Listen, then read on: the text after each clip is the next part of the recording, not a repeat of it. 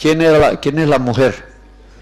Bueno, unos dicen que es Israel y que Cristo es el hijo varón. Otros dicen que es la Virgen María y que Jesucristo es el hijo varón.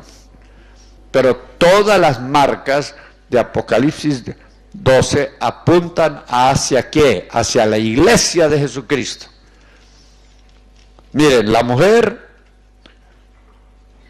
lo que el apóstol Juan vio fue una visión en el cielo. Israel es el pueblo ¿qué? Terrenal. La iglesia es el reino, digo, el pueblo celestial. ¿Dónde estaba la mujer? En el cielo. Segundo lugar, era una mujer, y la iglesia es representada en la Biblia como ¿qué? Como una mujer, una virgen pura, la novia, la esposa del Cordero de Dios. Dice que estaba vestido el sol. ¿Qué representa el sol según Malaquías capítulo 4? Dice que vendrá el sol de justicia con salvación en sus alas. ¿A quién se está refiriendo? A Jesucristo. Nosotros somos justificados por la fe en Jesucristo, somos revestidos con la justicia de Cristo. Allí en Apocalipsis dice que el vestido blanco, del lino fino, blanco y resplandeciente, son las justificaciones de los santos. La mujer estaba vestida de un vestido blanco y reluciente. ¿Qué más? Tenía la luna debajo de sus pies. ¿A quién le prometió Dios que va a tener a Satanás y a las huestes malignas debajo de la planta de sus pies? Romanos 16:20, y dice, y el Dios de paz presto quebrantará a Satanás debajo de sus pies. No debajo del pueblo de Israel, debajo del pueblo cristiano redimido con la sangre de Cristo. Todas las partes de esta visión apuntan al hecho de que la mujer vestida al sol es la iglesia. Cuando Satanás sea arrojado del cielo y descienda con grande ira, se va a dedicar a perseguir a la iglesia. Solo que la iglesia va a ser llevada a un lugar seguro, donde va a ser mantenida, va a ser sustentada, y óigalo bien, ¿durante cuánto tiempo? 3 años y medio, el periodo de la gran tribulación. O sea, esto es erróneo. Pero en la gran tribulación, como yo aquí va a ser arrojado Satanás y va a dirigir toda su saña, toda su furia en contra de ¿quién? De la iglesia. Pero la iglesia va a gozar de una protección especial de Dios.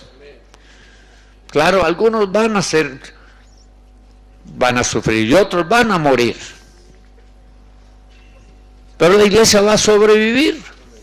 Amén. Para entrar al reino en una forma triunfal en Cristo Jesús. Entonces, vamos a ver este punto porque lo vamos a estudiar un poquito más adelante. Vamos al punto número 5. Otro error que han cometido es dividir la segunda venida de Cristo en 2 etapas. Dicen que Cristo va a venir, aquí está la gran tribulación, según ellos lo enseñan, que Cristo va a venir primero, vamos a poner 7, primero va a venir por la iglesia,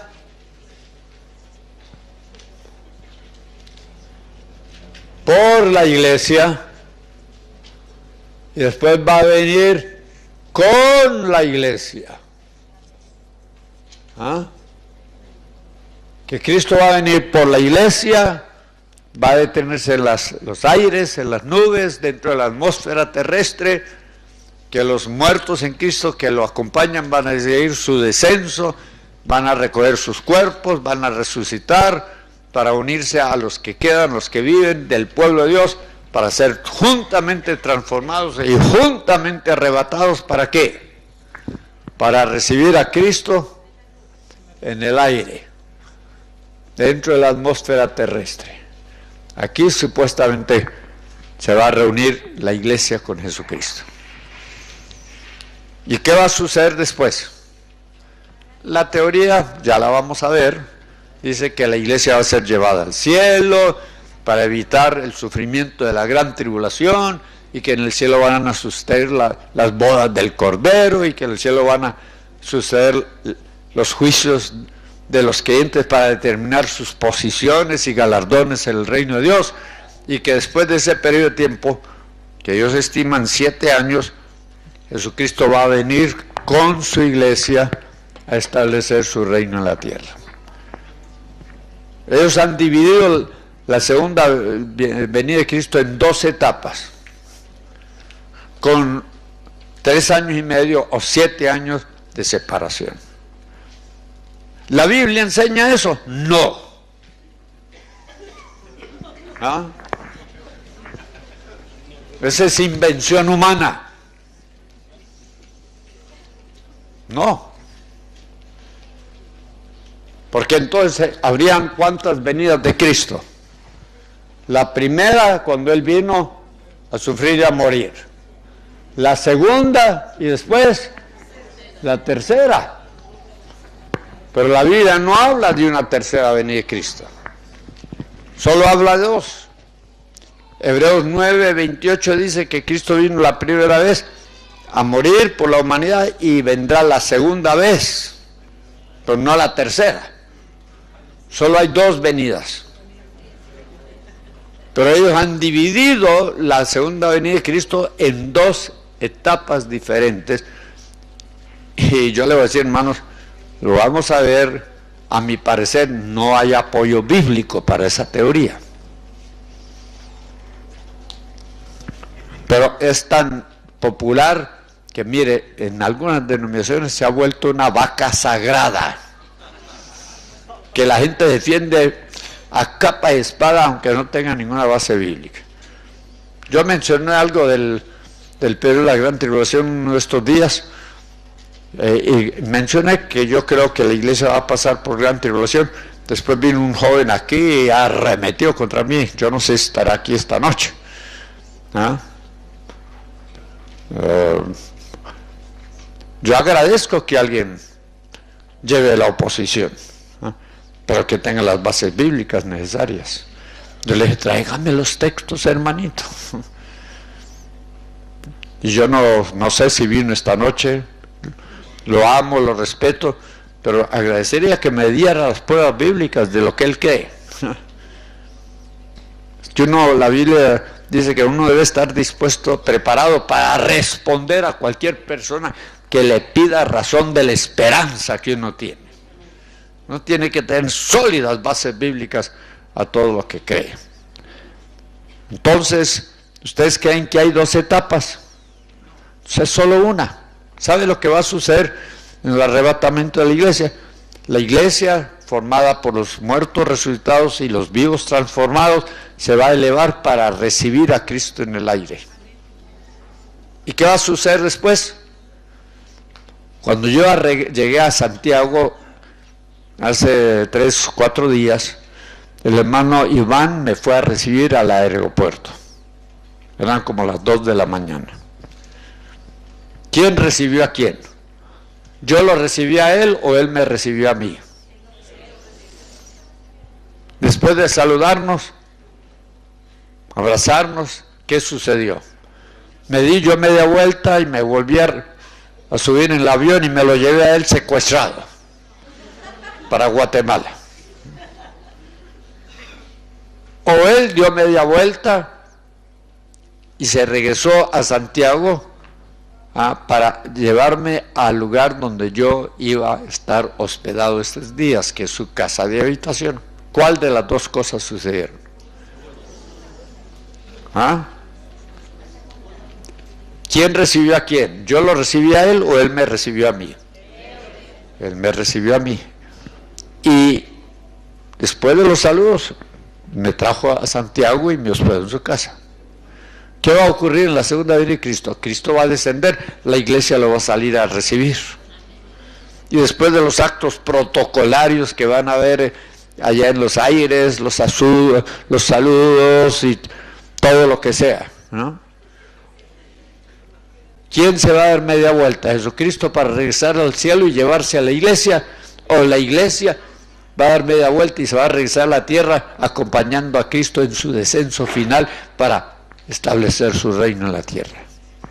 ¿Cuáles de las dos cosas van a suceder? ¿Ah?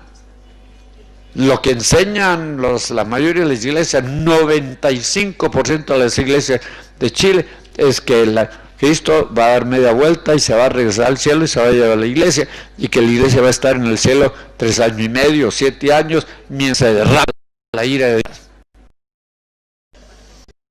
Y que vamos a estar ahí mirando los horrores que van a estar sucediendo en la tierra. No, hermanos. Bueno, pasemos al siguiente punto. 6. Otro error: enseñar que a la venida de Cristo la iglesia será llevada al cielo, donde se llevarán a cabo las bodas del Cordero y el tribunal bema de Cristo. ¿Saben ustedes que no hay ningún pasaje que diga que Cristo se va a llevar la iglesia al cielo en el rapto? El único pasaje que usan es Juan capítulo 14,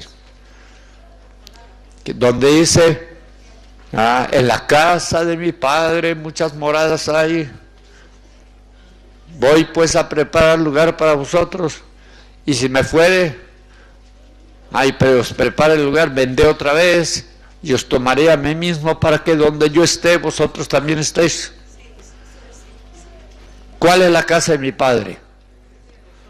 ¿Será el cielo?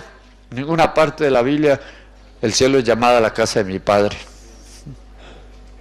Dios mora en todo el universo, y no solo en lo que se llama cielo. Dios está en todas partes. Allá en Juan 2, la Biblia misma se interpreta. Jesucristo fue al templo de Jerusalén y descubrió que en el templo habían un montón de mercaderes que estaban vendiendo ¿qué? Ovejas, vacas, los animales que usaban para los sacrificios. Y el Señor Jesús agarró un látigo y sacó a todos. Y Él dijo: no hagáis de la casa de mi Padre una plaza de mercado o una cueva de ladrones. Cuando Él habló de la casa de mi Padre, ¿estaba hablando del cielo? ¿De qué estaba hablando? Del templo. Y Él dijo en esa ocasión: destruid este templo y yo lo reconstruiré en 3 días. Y la gente se burló. 46 años tardó la construcción del templo y tú dices que en 3 días lo vas a reedificar. Pero Él se refería, allí mismo lo dice, ¿a qué templo? A su cuerpo. ¿No sabe que Jesús tiene 2 cuerpos? Uno en el cielo, que es su cuerpo físico. Cuando Cristo ascendió se llevó cuerpo y todo, y el que está sentado a la diestra de Dios Padre es un hombre. Hay un mediador entre Dios y los hombres, Jesucristo, hombre, tiene su cuerpo físico. Pero también Cristo tiene un cuerpo en la tierra. ¿Y cómo se llama ese cuerpo? La iglesia de Jesucristo. Entonces, ¿cómo podemos usar ese pasaje, Juan 14, para decir que Cristo se va a llevar la iglesia al cielo, si en ninguna parte se llama el cielo la casa de mi Padre? El cielo es la iglesia, y lo que Cristo iba a ir a hacer es preparar un lugar para los creyentes, los discípulos, en su iglesia. Y recuerdo el pasaje que les mostré en Juan 20, donde dice que Cristo apareció ante sus discípulos la noche de la resurrección y sopló sobre ellos, y etcétera, etcétera. Él ya había ido a la casa de su Padre y ya todo estaba listo para poder darle, ¿cómo diríamos?, para poder crear la iglesia de nuestro Señor Jesucristo. ¿Y cuándo fue creada? Cuando Cristo sopló. Fue un acto creativo cuando Él sopló sobre aquel grupo de hombres para que nacieran de nuevo y fueran los miembros fundadores de la iglesia que Él había venido a establecer en la tierra. Amén. Bueno, de eso se puede hablar mucho más. Por último, 7, darle más importancia al arrebatamiento de la iglesia que la resurrección de los muertos, que es la esperanza bienaventurada. Miren, hermanos, todo el capítulo 15 de 1 Corintios habla de la resurrección. El pasaje clásico acerca del arrebatamiento de la iglesia, 1 Tesalonicenses 4, no está hablando del arrebatamiento, está hablando de la resurrección de los muertos. Y solo de pasada menciona que una vez que la iglesia haya resucitado, será elevada, será arrebatada para recibir al Señor Jesucristo. Y ahí termina el arrebatamiento. Es como si el presidente Lagos fuera a Antofagasta, avisara con tiempo, las autoridades del municipio o del, ¿qué llaman aquí? Provincia, departamento, ¿ah? De la región, prepararan un homenaje para él en la entrada de la ciudad. Él llega por carretera, y allí han hecho un hermoso arco adornado con flores, y va a estar la banda marcial, y va a estar la reina de la ciudad, y ahí van a estar todos los funcionarios, y van a recibir al presidente con honores. Él tal vez va a ir a inaugurar un proyecto, un nuevo sistema de agua potable, una escuela, un hospital. Las autoridades salen a recibirlo. ¿Y qué sucede entonces? ¿El presidente se da vuelta y se regresa a Santiago? No, él va a inaugurar un proyecto. ¿Quién se da media vuelta entonces? Los funcionarios de la ciudad. ¿Ah? Dan media vuelta y acompañan al presidente en su ingreso a la ciudad, al lugar donde se va a llevar a cabo ese acto de inauguración de un proyecto, una escuela, alguna cosa. Eso es lo que va a suceder cuando Cristo venga. ¿Saben cuántas veces mencionó el rapto, el arrebatamiento de la iglesia en la Biblia? A ver, ¿cuántas? ¿Ah? Una sola vez. Y una ley de la hermenéutica bíblica es que no se puede establecer una doctrina solo sobre un solo versículo, sobre un solo pasaje. ¿Ah? ¿No es cierto, hermana Isabel? Usted estuvo estudiando en otro lugar, ¿no? En alguna escuela bíblica. Y no es cierto que existe esa ley de la hermenéutica. Nosotros acusamos a los mormones de haber establecido una doctrina fundamental, que es el bautismo por los muertos, en base a un versículo en 1 Corintios 15. Y nosotros hemos cometido el mismo error de establecer una doctrina como la doctrina del arrebatamiento de la iglesia, sobre la base de ¿qué? De un solo versículo en 1 Corintios 1 Tesalonicenses 4. Ahora, la resurrección de los muertos es mencionada en muchísimos pasajes. ¿Cuál será más importante? ¿La resurrección de los muertos o el arrebatamiento de la iglesia? La resurrección. Ahora quiero preguntarles esto. ¿Dónde están los santos y fieles que han muerto en Cristo? No, ya no está en el seno de Abraham. Eso fue en tiempos del Antiguo Testamento, cuando Cristo murió y descendió a las partes bajas de la tierra. Él vació el seno de Abraham y se llevó cautiva la cautividad. ¿Dónde están los muertos en Cristo ahora? Están en el cielo, en la presencia de Dios, claro, en el Espíritu. Pero cuando Cristo venga, dice 1 Tesalonicenses 4, que los muertos en Cristo van a acompañarle. Y el Señor se va a detener en el aire, ellos van a descender a recoger sus cuerpos.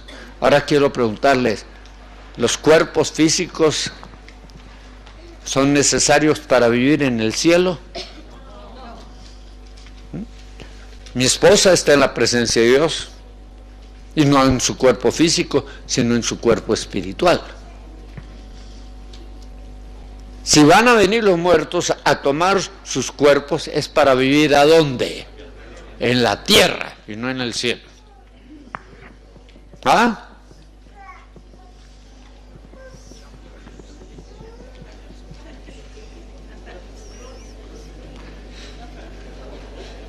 Mire, Ya con un cuerpo glorificado vamos a poder ir al cielo cuando querramos.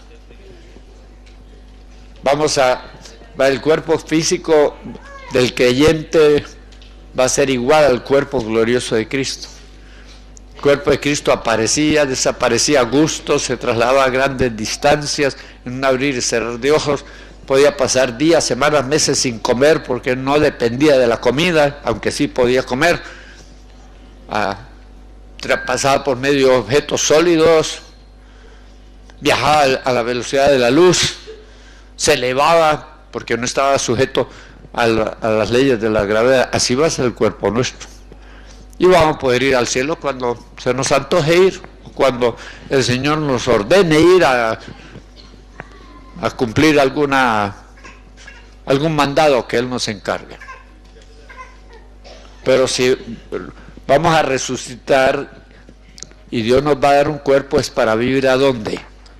Aquí en la tierra.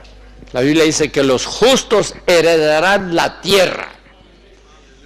Usted no va a ir a vivir al cielo. No va a andar por las calles de oro tocando violín. Aunque en ocasiones vaya. En vez de que la iglesia sea llevada al cielo, el cielo va a ser traído a la tierra. Porque va a descender la nueva Jerusalén, que va a ser la capital del reino de Dios en la tierra. Y va a ser la morada eterna de ¿quiénes? De los salvos. Amén. Bueno, ya hay alguna, bueno, mejor vamos a, iba a decirle alguna pregunta, pero mejor vamos a la segunda hoja.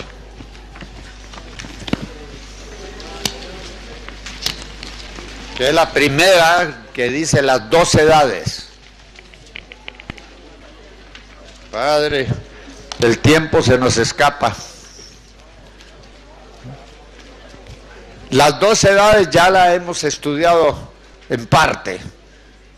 Claro, nosotros en lo que yo enseño, esto no existe. Las 12 edades son concurrentes o consiguientes. Al terminar la dispensación de gracia, inmediatamente empieza la dispensación del reino. Ahora, miremos esta hoja que dice las 12 edades. Abran en Lucas 20. Versículo 34 a 36. Cristo habló de las 12 edades. Entonces respondiendo Jesús les dijo, los hijos de este siglo se casan. ¿Notaron eso? ¿Los hijos de qué? De este siglo. Este siglo, que es la dispensación de la gracia, se casan y se dan en casamiento. Los hombres se casan, las mujeres son dadas en casamiento. Mas los que fueren tenidos por dignos de alcanzar, ¿qué? A aquel siglo. Aquí habla de dos siglos, este siglo y aquel siglo. Este siglo, la dispensación de la gracia. Aquel siglo es la dispensación del reino. Para que los que son de este siglo sean dignos de heredar o alcanzar este siglo, tienen que probar que son primeramente, ¿qué? Dignos. No es automática nuestra participación en el reino de Dios. Tenemos que probar, hermanos amados, que somos dignos. Eso lo dice 2 Tesalonicenses 1. Vamos a ver cómo es que vamos a llegar a ser dignos de participar en el reino milenial. Dice el versículo 3. Debemos siempre dar gracias a Dios por vosotros, hermanos, como es digno, por cuanto vuestra fe va a ir creciendo y el amor de todos y cada uno de vosotros abunda para con los demás. Oigan esto, tanto que nosotros mismos nos gloriamos de vosotros en la iglesia de Dios por vuestra fe, por vuestra paciencia y vuestra fe ¿en qué? En todas vuestras persecuciones y tribulaciones que evitáis. Así dice, ¿que qué? Que soportáis. 5. Esto es demostración del justo juicio de Dios para que seáis tenidos, ¿por qué? Por dignos. 2 Tesalonicenses 1:5. Para ser dignos de aquel siglo, del siglo venidero, que es llamado la dispensación de gracia, hay que probar que somos dignos aguantando, soportando, padeciendo las persecuciones, las tribulaciones que Dios permita. ¿Está claro? ¿Ah? Lucas 20 dice, los que fueron tenidos por dignos de aquel siglo. Y aquí dice, para que seamos dignos del reino de Dios. El siglo venidero es el reino milenial. Para participar en el reino milenial vamos a tener que probar que somos dignos. ¿Y cómo probamos que somos dignos? Soportando la tribulación cuando Dios la permita en nuestras vidas, y no andar quejándonos y lamentándonos y murmurando por nuestra mala suerte de tener que sufrir por Cristo. El sufrimiento es normal en la vida cristiana. Nadie puede evitar el sufrimiento. Todos, tarde que temprano, vamos a sufrir. La vida no es fácil, ¿cuánto lo saben? Y ocurren muchas cosas desagradables. Si usted es joven y nunca ha sufrido, espere. Espere, porque la vida en general es difícil. Mire, si la vida cristiana es dura, teniendo el consuelo de Dios, la vida en el mundo sin Cristo es espantosa. Es espantosa. Dele gracias a Dios de que usted conoce a Jesucristo y que tiene la fortaleza y el consuelo del Espíritu Santo cuando venga el momento en que usted esté llamado a sufrir. Amén. Bueno, entonces las dos edades, estaba hablando de dos periodos de tiempo, y noten los círculos. En el lado izquierdo, círculo que dice sextos, esa es la séptima dispensación. Este siglo, el presente siglo, que Pablo llama en Gálatas 1:4 el presente siglo malo. Esa es la dispensación de la gracia. Y en el siguiente círculo, el número 7, dice aquel siglo, siglo venidero, que se llama dispensación del reino. ¿Están de acuerdo con eso, hermanos? Quiero que miren aquí. En el lado izquierdo dice, durante la dispensación de la gracia, Jesucristo reina, ¿dónde? Desde su trono. Él está sentado a la diestra de Dios, reinando sobre el universo. Él es Rey de Reyes. No dice la Biblia que será, es. Y es Señor de señores. No dice la Biblia que será Señor, es Señor de señores. En la actualidad Cristo está reinando desde su trono. Pero en el reino milenial Jesucristo va a trasladar su trono del cielo, ¿a dónde? A la tierra. Por eso en el lado derecho dice, Jesucristo reina en medio de su pueblo. Ahora, volvamos a esta columna donde dice, la tarea de la iglesia es la proclamación y manifestación del reino de Dios en el poder del Espíritu Santo. En el lado derecho dice, la realización del reino de Dios con la presencia física de Jesucristo y su iglesia en la tierra. Hay dos palabras ahí. La palabra proclamación en el lado izquierdo y la palabra realización en el lado derecho. Hoy el reino de Dios está siendo proclamado, pero en el reino milenial el reino de Dios va a ser ¿qué?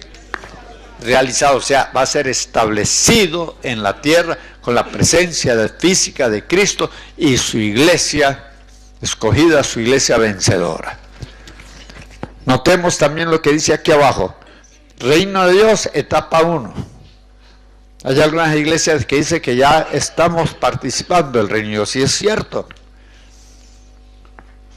Nosotros podríamos eliminar la palabra gracia y poner aquí dispensación del reino, número 1, dispensación del reino de Dios.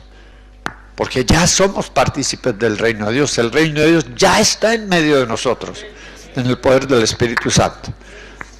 Pero como dice allí mismo, el reino de Dios se está manifestando en misterio.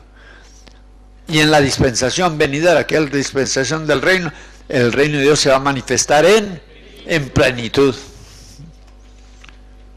Entonces podemos comparar la manifestación del reino de Dios en la dispensación de la gracia, la manifestación del reino de Dios en la dispensación del reino. Dios está reinando, solo que su trono actualmente, el trono de Jesús, está en el cielo, pero cuando Él venga, Él va a establecer su trono en la tierra. ¿Sabe dónde va a establecer Cristo su trono? En el monte de Sión, en la ciudad de Jerusalén. Esa va a ser la capital del mundo. ¿Lo oyeron bien? Yo le puedo dar varios versículos donde dice que Jehová o Jesús reinará en Sión. Ahora miremos, hermanos amados, cuando termine la dispensación de la gracia, eso se llama el fin de este siglo. No es el fin del mundo. El mundo no se va a acabar. El mundo va a ser abrazado en llamas, pero va a ser recreado para ser un mundo perfecto. O sea, toda la inmundicia, toda la iniquidad va a ser consumida. Y la iglesia, el mundo va a retornar a la perfección del paraíso terrenal, tal y como Dios lo creó, antes de la caída de Adán y de Eva. Allí no había enfermedad, allí no había pobreza, allí no había guerra, allí era un ambiente de perfección. Pues en el milenio la tierra va a volver a ese estado. Jesucristo y la iglesia ya perfeccionada va a conquistar la tierra, va a recrear la tierra y va a establecer en la tierra un verdadero paraíso terrenal. Amén, mis hermanos. Lean en casa esos versículos, se los dejo como tarea para mañana. Ahora aquí, debajo del primer círculo, habla de los hijos de este siglo, los sabios de este siglo, los príncipes de este siglo, los ricos de este siglo. Eso quiere decir, hermanos amados, que el siglo presente tiene todas las marcas de un reino terrenal. Tiene hijos, tiene príncipes, tiene sabios y todo lo demás.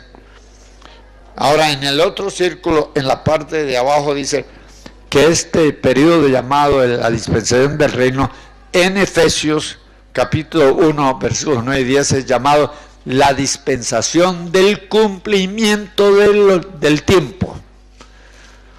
De ahí es donde se originó la palabra dispensación de la gracia, dispensación del reino. Lo que yo quiero enfatizar ahora, hermanos, es cuando habla de este siglo y del siglo venidero, no está hablando de un periodo de 100 años. En la actualidad la palabra siglo se refiere a ¿cuántos años? 100 años. En la Biblia no. La palabra siglo es una traducción de una palabra griega aeon, que significa era, edad, época. O sea, la palabra siglo en la Biblia es un periodo largo e indeterminado de tiempo. Este siglo, ¿cuánto va a durar? Aproximadamente 2000 años. ¿Y este siglo cuánto va a durar? 1000 años. O sea, la palabra siglo, mire, el tiempo para Dios no significa nada. Porque aquí hay versículos, y ojalá los lean, que un día es como un año. Ahí están las pruebas bíblicas. Y en otros pasajes, un día es como 1000 años. Depende del contexto del pasaje, si vamos a aceptar la fórmula de que un día es igual a un año o un día es igual a 1000 años. El periodo, mire, el tiempo para Dios se estira y encoge. Dios no mide el tiempo con un reloj. Dios no mide el tiempo, a ver si encuentro un pequeño almanaque cargo. No. Nosotros vivimos en un mundo de tiempo, de espacio, pero Dios vive en la eternidad. La eternidad no tiene principio ni fin. En la eternidad, miren hermanos, no hay tiempo, ni hay distancia. Todo es el eterno presente. La Biblia dice que el tiempo no será más. ¿Cuándo? Al final del milenio, el tiempo ya no será más. Vamos a entrar a las edades eternas. Si ustedes leen algunos libros, van a descubrir que desde la creación de Adán hasta el juicio final, aproximadamente hay un periodo de 7,000 años, que son los 7 días bíblicos. ¿Escucharon bien? Pero al final del periodo del reino milenial, el tiempo va a terminar y vamos a entrar de nuevo ¿a qué? A las edades eternas. De modo que espero que esto les ayude a aclarar algunos conceptos. Vamos a pasar a la siguiente gráfica. Tribulación versus reino. Perdón, tribulación versus ira. Ya les dije, hermanos amados, que este periodo va a terminar ¿en qué? En tribulación. Este periodo va a terminar en tribulación y este periodo va a comenzar ¿en qué? En ira. La palabra versus se usa mucho en el fútbol. Colo-Colo versus Universidad de Chile. Ese es el clásico del fútbol chileno. Y en las cartelas a veces ponen Colo-Colo versus Universidad de Chile. Significa en contra. Habla de un encuentro, habla de una oposición. Pues yo quiero que notemos aquí, hermanos, según de Tesalonicenses. Bueno, ese pasaje en parte lo hemos leído, pero lo podemos volver a leer.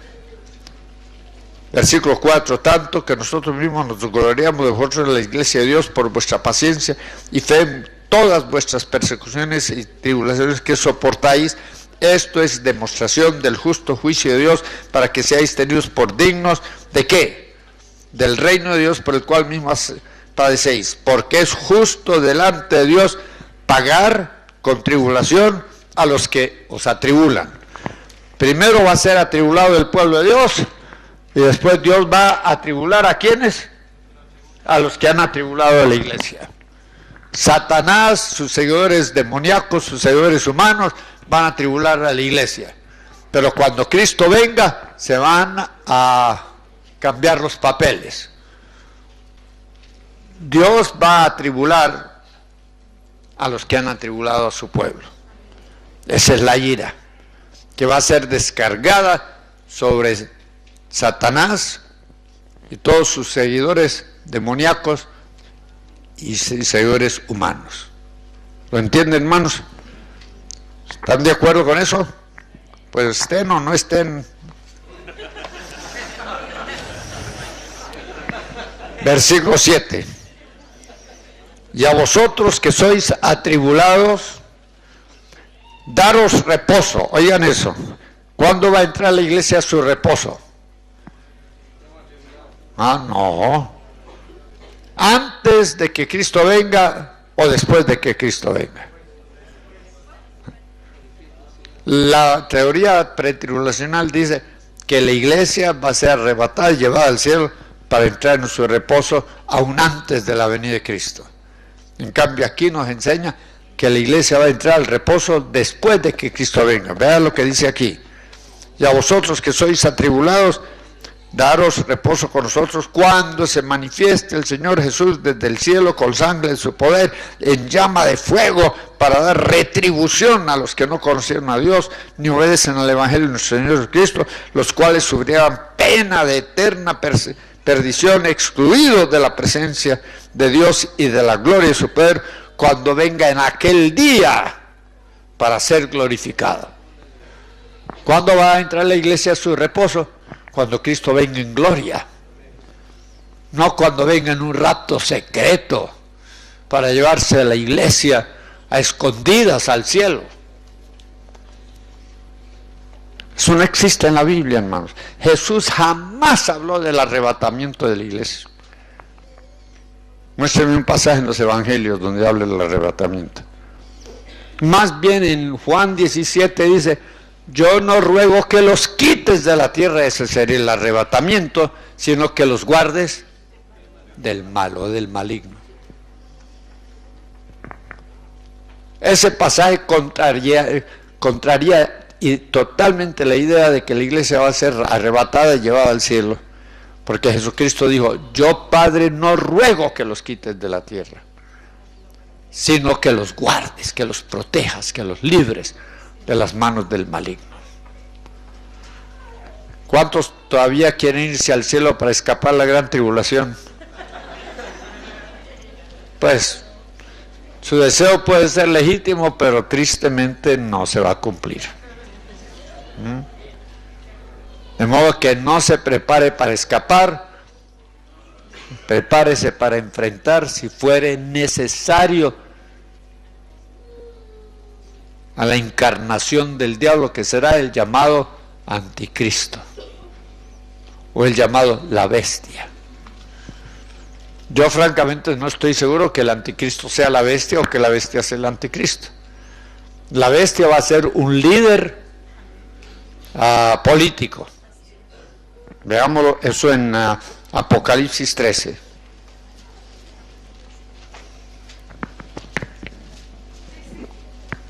Apocalipsis 13. Yo voy a terminar pronto para dar lugar a unas pocas preguntas y vamos a seguir mañana.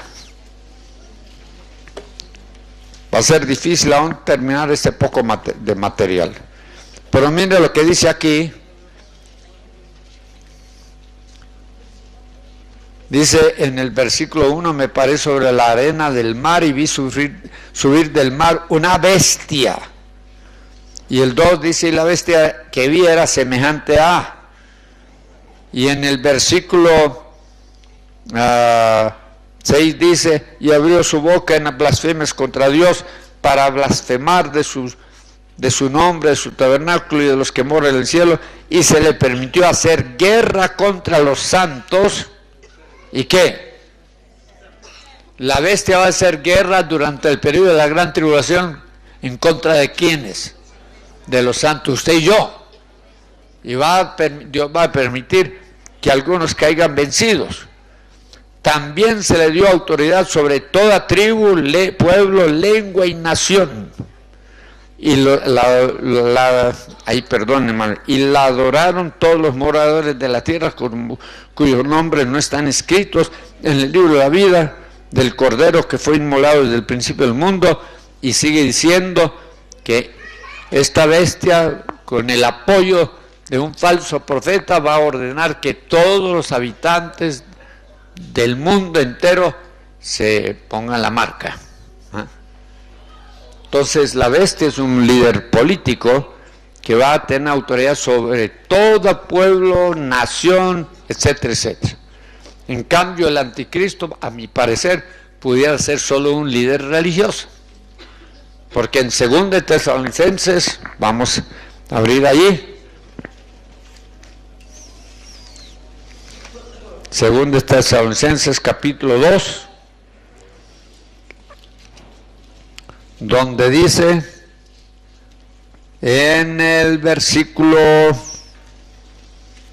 3: nadie os engañe en ninguna manera, porque no vendrá Jesucristo sin que antes venga la apostasía y se manifieste el hombre pecado, el hijo de perdición. ¿A quién llama la Biblia hijo de perdición? A Judas. Y algunos creen que Judas va a resucitar para ser el hombre de pecado, el hijo de perdición, para ser el anticristo.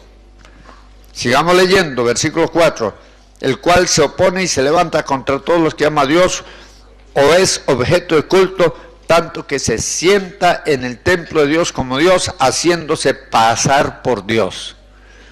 Algunos enseñan, los de la teoría pretribulacional, que el templo de Dios en Jerusalén va a ser reconstruido antes de que Cristo venga.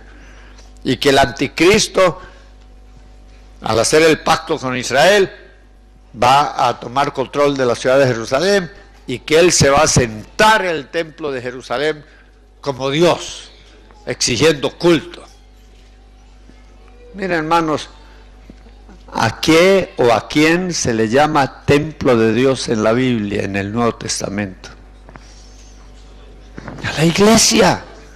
¿No sabéis que vosotros sois el templo de Dios? En el sentido individual, colectivo, nosotros somos el templo de Dios. Entonces, ¿dónde se va a sentar el anticristo?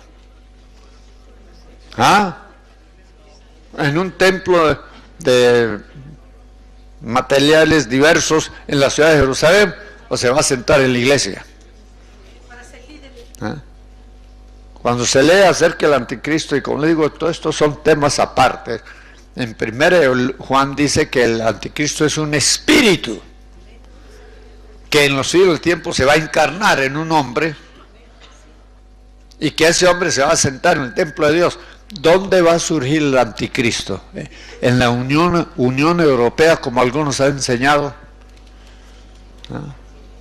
¿En la Liga Árabe? ¿Dónde? Yo personalmente creo que el anticristo va a surgir en la iglesia cristiana.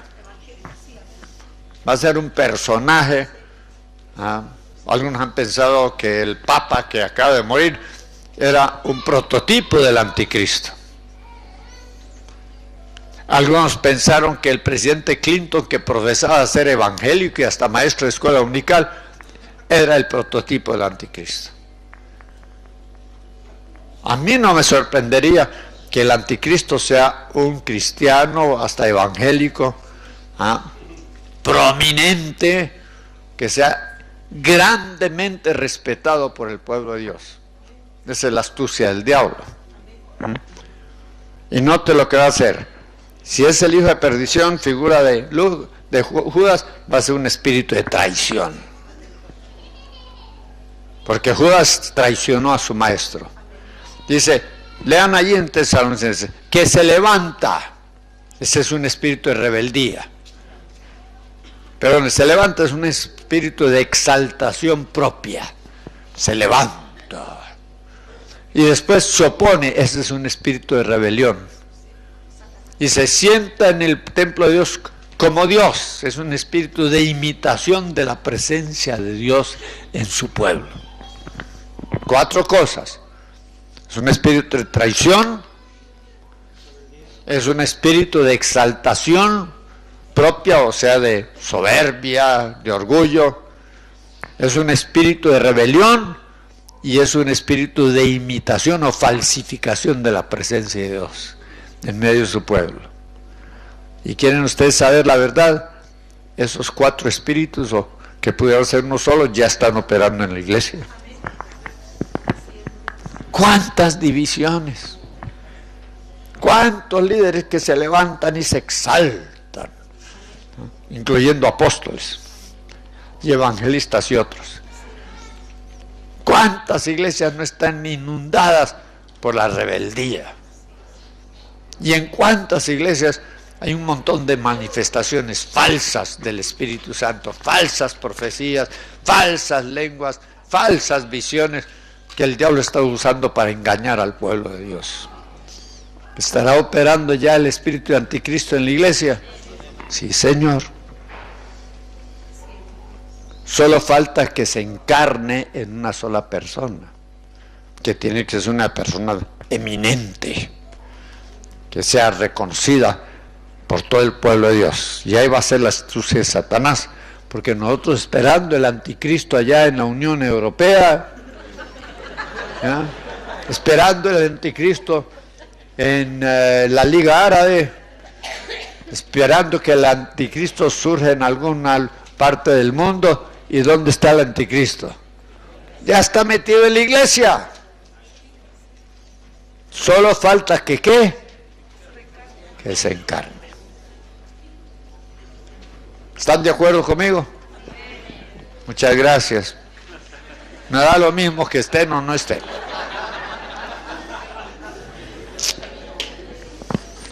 Ahora, hermanos, miremos esto brevemente. En el lado izquierdo, bajo la gracia, habla de la gran tribulación y están los pasajes que yo les ruego leer como tarea de hoy a mañana. Y ustedes notarán aquí que la gran tribulación solo es mencionada 3 veces en la Biblia. Y quiero que subrayen los textos. Mateo 24, 29, subráyenlo. Aquí debajo, aquí está.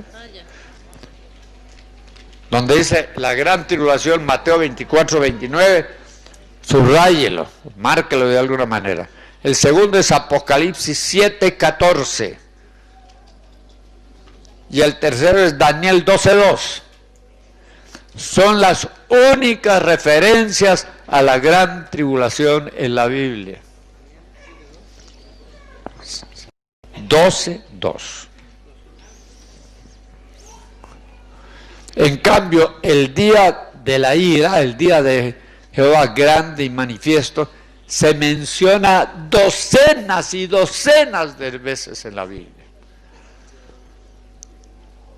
Por ejemplo, en muchos pasajes se refiere a ese día como aquel día, aquel día, aquel día. Si sumamos todas esas, podemos decir que el día de la ira es mencionado con esa expresión, aquel día, cientos de veces en la Biblia.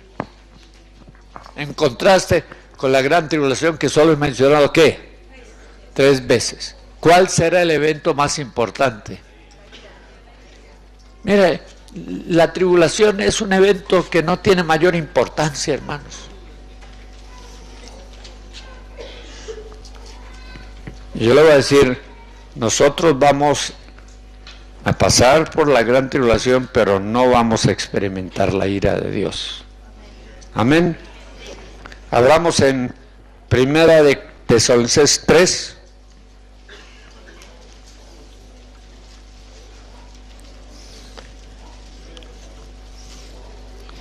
Y con esto voy a terminar esta noche. A fin de que nadie se inquiete por estas tribulaciones, porque vosotros mismos sabéis que para esto estamos puestos. ¿Qué dice el apóstol Pablo? Que para esto somos puestos. ¿Para qué? Para tribulación. Es cosa natural. Nosotros somos puestos, la palabra puesto significa ordenados para tribulación. La tribulación es inevitable en la vida cristiana. Mire, si usted viviera como debe de vivir, allá donde vive, estudia y trabaja, encontraría gran oposición. Pero como usted compromete su fe todos los días, la gente dice, ay, qué buena gente es fulanito. Pero si usted viviera una vida cristiana de entera consagración a Dios, usted ofendería a mucha gente. Muchos de nosotros no sufrimos persecución porque estamos viviendo una vida doble. Aquí en la iglesia, santitos de porcelana, pero allá en la calle el vivo demonio.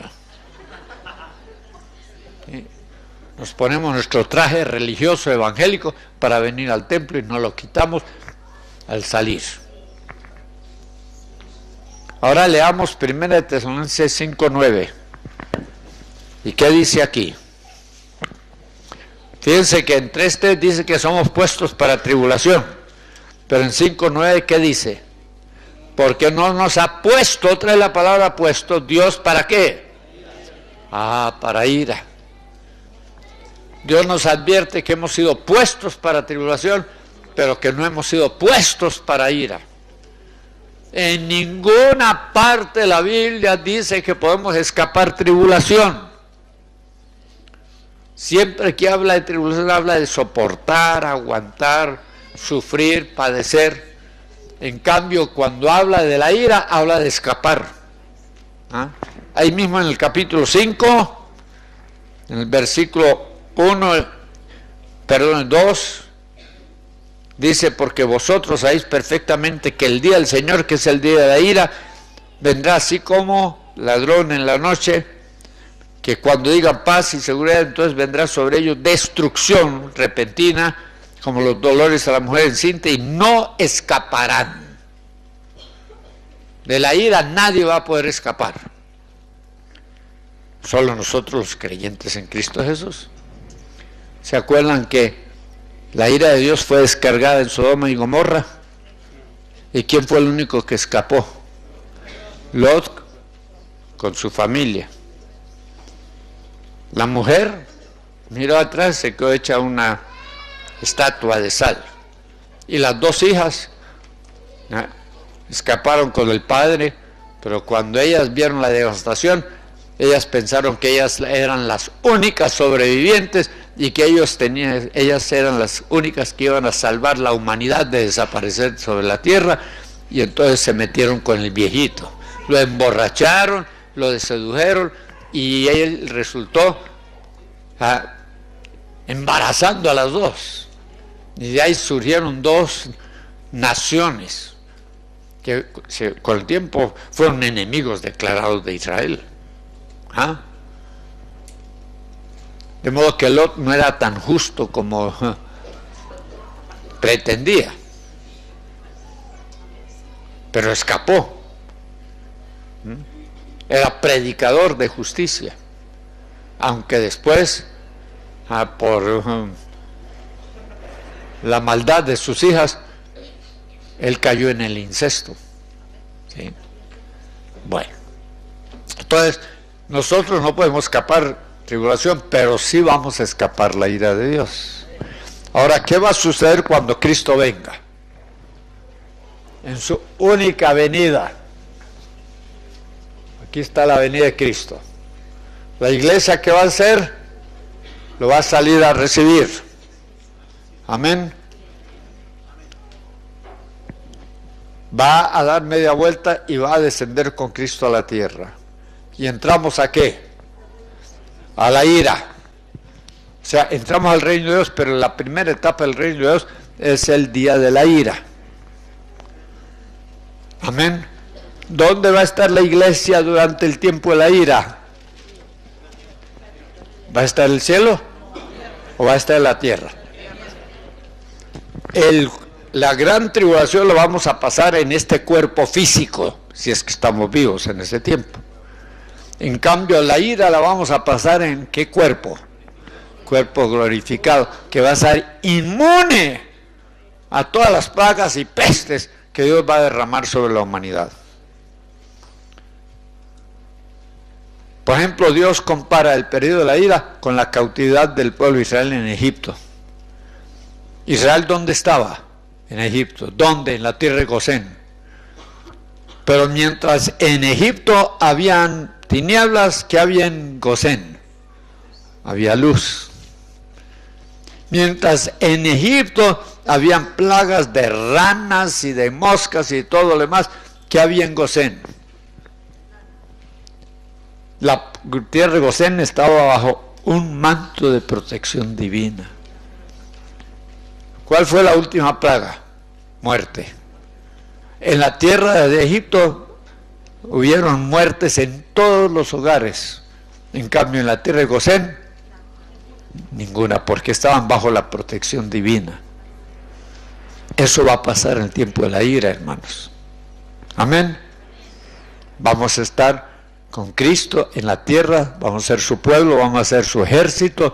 Nosotros somos los que vamos a ir al campo de batalla con Cristo en la batalla de Armagedón. Amén. Nosotros vamos a ser los instrumentos de la ira de Dios ¿Lo escucharon bien? Pero en la batalla del Armagedón no va a ser con bazucas ni con metrallas. La batalla del Armagedón va a ser una batalla espiritual, con armas espirituales. ¿Cómo vencía Israel muchas veces a sus enemigos? No disparaban ni una flecha ni arrojaban una lanza. ¿Cómo los vencían? Con la pura alabanza.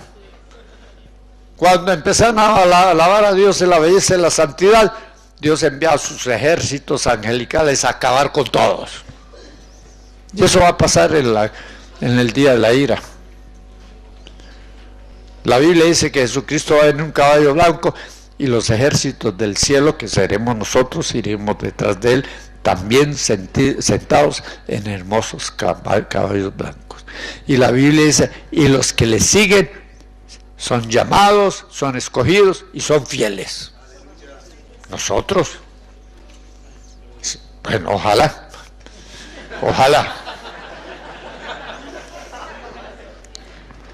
¿Ya ven la diferencia entre ira y tribulación, hermanos? Tal vez mañana podamos ahondar un poquito el asunto. Pero quiero darles 10 minutos para que hagan alguna pregunta. Y como dijo el pastor, el apóstol Iván, si quieren hacer una pregunta, tienen que pasar aquí al micrófono para que todos la oigan. O el hermano va a tener el micrófono en la mano para facilitarlo al que tenga alguna pregunta. Si usted tiene curiosidad o necesidad de saber algo en relación a lo que estamos hablando, pase al micrófono, pero ya, así. David. Ahí viene un barbudo. Un talibán. Sí, un terrorista. La pregunta es, la clase anterior usted hizo una pequeña reseña de dónde había salido la idea de el rapto. Bueno, el rapto surgió hace como 150 años. Pues el rapto pretribulacional. Porque la iglesia tradicionalmente había creído que la iglesia sí iba a pasar por la gran tribulación. Pero allá en Escocia, una muchachita de apellido MacDonald entró en trance, tuvo una visión y vio que la iglesia escapaba de la gran tribulación. Y el pastor de la iglesia de apellido Irving y un hombre llamado de apellido Darby, más tarde adoptaron esa teoría de que la iglesia iba a escapar de la gran tribulación y empezó a divulgarse y se oficializó en lo que se llama la Biblia Scofield, que alcanzó gran popularidad. O sea, la teoría de pretribulacional de que la iglesia va a escapar de la gran tribulación es reciente. La iglesia tradicionalmente ha creído que sí, la iglesia va a pasar por gran tribulación, porque la iglesia siempre ha sufrido. De modo que la teoría pretribulacional, que es la que predican todas las iglesias de Chile, con salvo una que otra excepción, es popular. ¿Por qué? Porque nos ofrece ir al cielo sin tener que sufrir. Y todos somos flojos y somos cobardes para el sufrimiento. Y más los hombres que las mujeres. Porque la mujer está acostumbrada a sufrir. Dios la ha creado con una resistencia al dolor. Por eso ustedes son madres y tienen que pasar a sufrir los dolores del parto. Y algunos de ustedes han tenido 6, 8, 10 partos y han aguantado. En cambio el hombre, ay hermanos, solo un dolorcito de cabeza y se revuelca y quiere que la mujer lo mime y que la mujer lo cuide. Bandido. ¿Otra pregunta?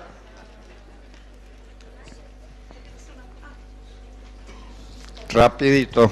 A ver, basado... Venga, alíñese aquí, solo ustedes dos hermanas, usted viene y uno más. Bueno, solo vamos a contestar unas 5 preguntas hoy.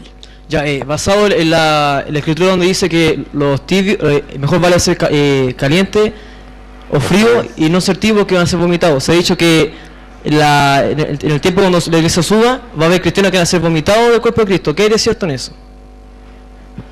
Bueno, hay teorías.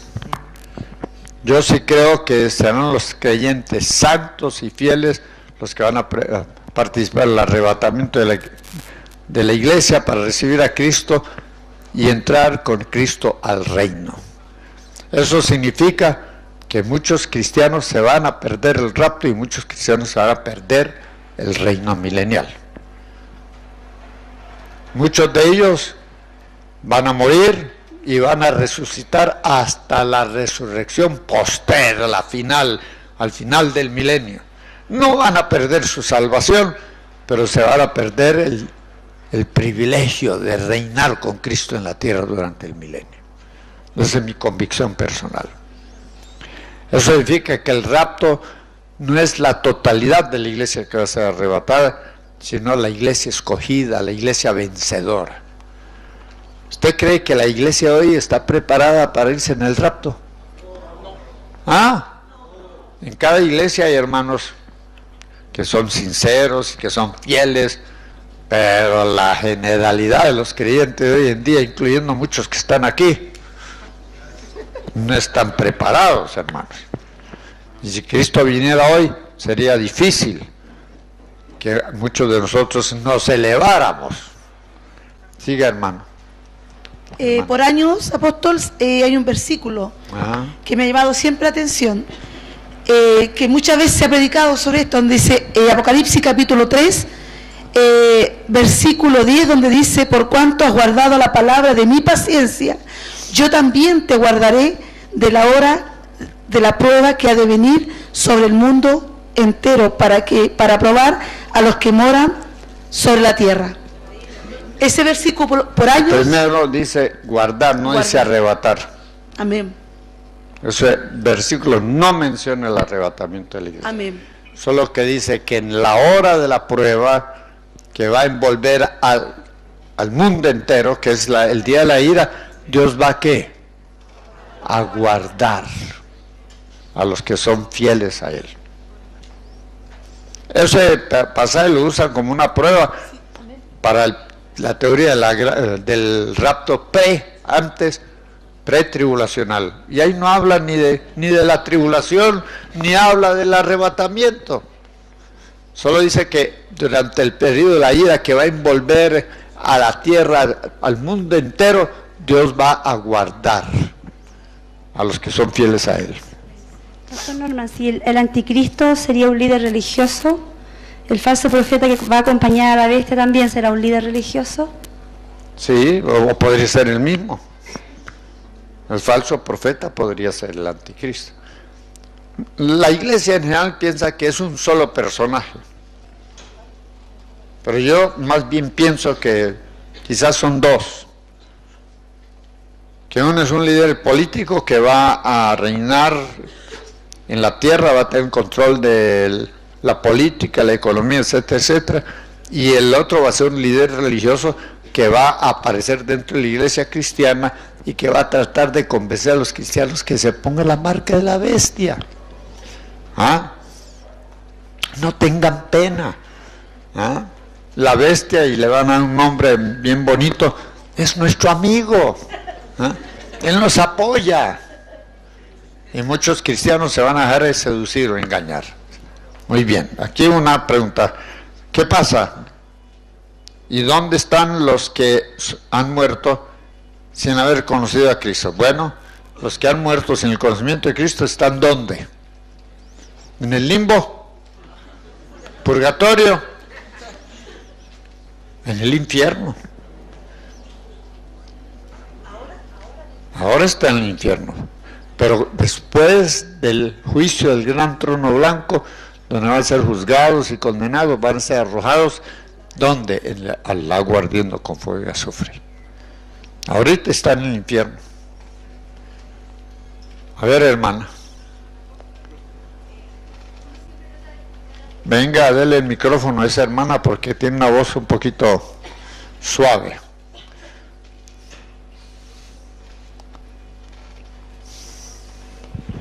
uno siempre trata de explicar de por sí a las personas qué pasa con los que ya mueren, como la pregunta que acaba de responder. Pero la duda que yo tengo es lo que usted planteó delante, que los que ya han muerto, los santos que ya han muerto, están en espíritu en la presencia de Dios, ¿cierto? Los cristianos están en espíritu en la presencia de Dios. Los impíos están en espíritu en el infierno. Y al momento que vayan a resucitar, porque dice que van a ser resucitados, ¿cómo los cuerpos van a resucitar sin espíritu? No, es que el espíritu va a acompañar a Cristo y va a descender, los espíritus de los justos van a descender a tomar sus cuerpos. Ya. Se van a reincorporar en sus cuerpos y van a resucitar. Ahora, lo mismo va a suceder con los impíos. Que al final del milenio, en la resurrección postrera, los impíos también van a resucitar con sus cuerpos y van a comparecer delante del trono de Dios, y cuerpo, alma y espíritu van a ser arrojados en el lago de fuego. ¿Eso le contesta la pregunta? Bueno, vamos a tener que desistir, terminar, porque son las 10:30. Una última, dice el hermano, ¿le dan permiso? Va a ser allá el micrófono. Como un abortivo.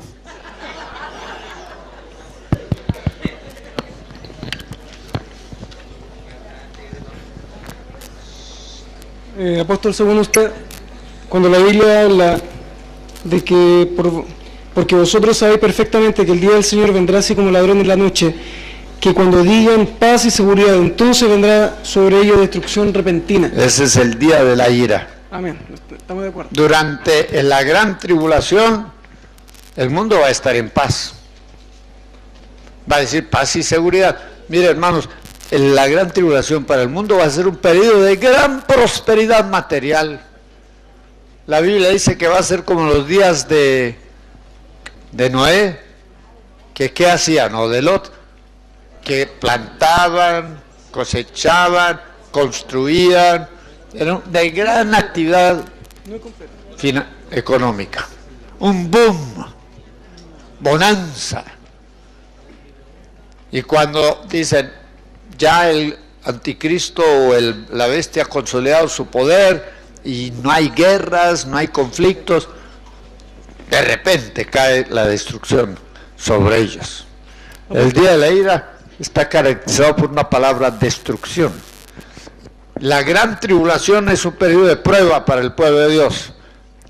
El día de la ira es un periodo de juicio para la humanidad que no ha querido conocer a Cristo, no ha querido creerle, no ha querido obedecerle. Amén. La pregunta específica es, muchas personas han hecho teorías y teologías con respecto a determinadas personas que lo pueden decir. Sí. De hecho, hace poco se conoció que se está juntando al nivel de la ONU la búsqueda de un comisario internacional como para guardar el mundo del terrorismo. Ajá. ¿Podemos entender en estos eventos señales de lo que está apareciendo en la Biblia o no autoriza? Claro, está en un proceso de evolución. Y no nos sorprenda nada de lo que va a suceder. No sé si la ONU va a ser el vehículo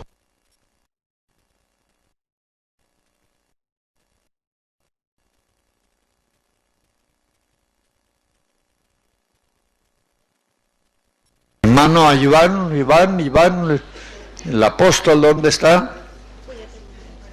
Usted va a terminar con el permiso del apóstol. Por supuesto. Bueno. Enviada por él. Puesto de pie, por favor, y la hermana va a dar algún anuncio, si hay que darlo, y después va a terminar en oración. Amén. Hermanos queridos,